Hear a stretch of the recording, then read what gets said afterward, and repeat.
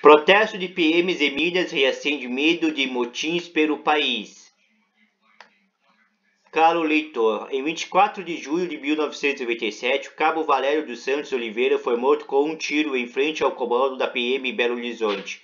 O sangue da frente do quartel era o testemunho da irresponsabilidade de coronéis. Garantiram que com o governador Eduardo Azeredo, PSDB, o reajuste de seus salários e esqueceram dos praças. A esperteza dos comandantes custou caro. A sociedade enfrentou a greve da polícia e o caos na segurança. A polícia viu esgarçar a união entre oficiais e graduados com um motim que terminou com morte e centenas de prisões. Por fim, o governador perdeu a reeleição.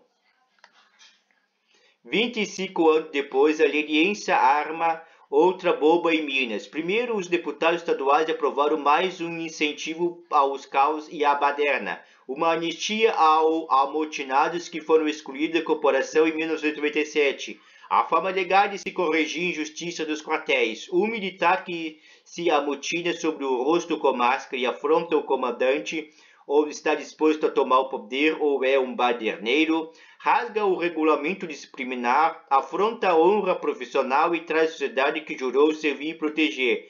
É pouco mais de um miliciano, de armas nas mãos, quer assaltar o erário em nome do próprio bem-estar. Na última reforma da Previdência, os militares estaduais pegaram carona com os colegas das Forças Armadas e mantiveram a integridade e a paridade das aposentadorias em relação ao serviço ativo. Os generais tiveram ainda reajuste que chegou a 41% dos vencimentos, o mesmo índice que o governador Romeu Zema prometeu aos PMs em fevereiro de 2020. O único governador do Partido Novo seguiu os passos de Azevedo, seu tucano caiu do conto de que era possível reajustar oficiais e deixar os praças à míngua. Zema se deixou levar pela lógica do corporativismo militar identificado com o bolsonarismo.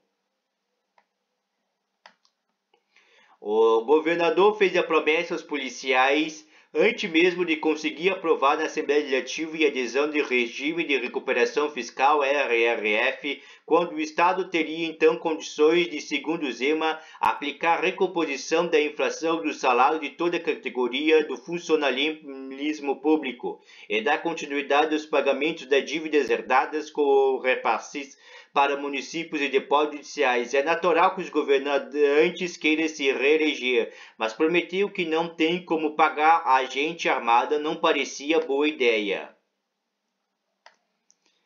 Zema pode dizer que ao fazer em 2020 a promessa que cobram o coronavírus ainda não havia desembarcado no país, nem Bolsonaro congelado os aumentos salariais do funcionalismo público, mas já naquele tempo a decisão de Zema não dizia respeito somente aos mineiros, e ela espalhou pelo país o temor de que policiais se amotinassem para extrair o mesmo de seus governadores, em movimento como o do Ceará, onde lideranças bolsonaristas promoveram comícios em quartéis e estimularam desordem para pôr aos cofres públicos à disposição de colegas mascarados que deixaram a população à mercê do crime. Agora, especialistas em seguranças voltam a temer que o movimento em Minas reacende a onda de motins no país com apoios de sempre. Bolsonaro teria dado sinal de pressionar o Congresso por aumento para os policiais federais ao recuar diante das ameaças de paralisação de todo o funcionalismo público. Em Minas, os policiais resolveram cobrar de Zema a promessa feita lá atrás. Marcaram um protesto hoje em Belo Horizonte e em várias cidades do estado. Esperam a decisão de 10 mil a 20 mil pessoas aos autos contra o governador.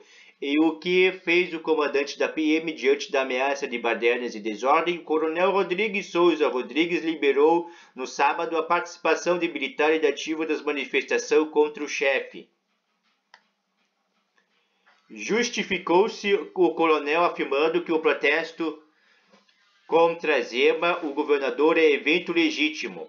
Em uma carta de 27 linhas endereçado à tropa, o comandante diz estar engajado na defesa dos interesses e direitos da corporação diante da indisciplinada armada, limitou-se a augurar que nenhuma ação retire o brilho do respaldo que a nossa instituição conquistou até hoje. A esperteza de Zeme cresceu e foi parada à mesa do coronel. Continuaremos em franca negociação com o governo do Estado, que já reconhece nossas perdas inflacionárias e busca solução para a remuneração. Rodrigues concluiu com um desejo: que Deus nos abençoe. O coronel sabe o que faz, não está sozinho da empreitada. Há 3 meses, seus subordinados receberam mais um incentivo à baderna, o projeto que aprovou a leniência com os amotinados do passado. A Assembleia Legislativa de Minas anistiou os arruaceiros de 1997. 186 deles haviam sido expulsos após Conselho de Disciplina, uma parcela ínfima diante dos 1.759 indiciados no inquérito policial militar e PM, ou seja, em Minas os políticos tratam os PMs como civis quando lhes interessam ter o direito de greve reconhecida e como militares quando está em jogo são as suas aposentadorias.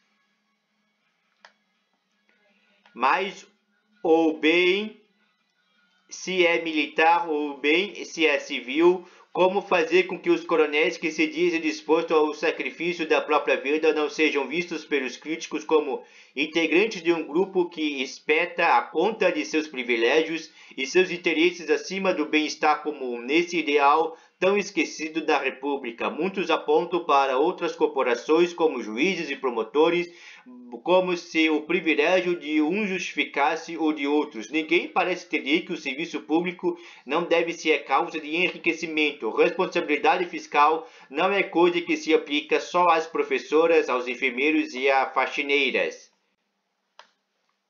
O país assiste ao espetáculo de um comandante que, diante do desafio da manutenção da ordem, limita-se a emitir notas em que pede a bênção de Deus, onde o comando não tem mais voz ou se recusa a tê-la.